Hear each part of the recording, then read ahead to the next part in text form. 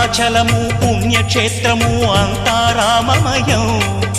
భక్తుడు భద్రుని కొండగా మార్చి కొలువై ఉన్న స్థలం.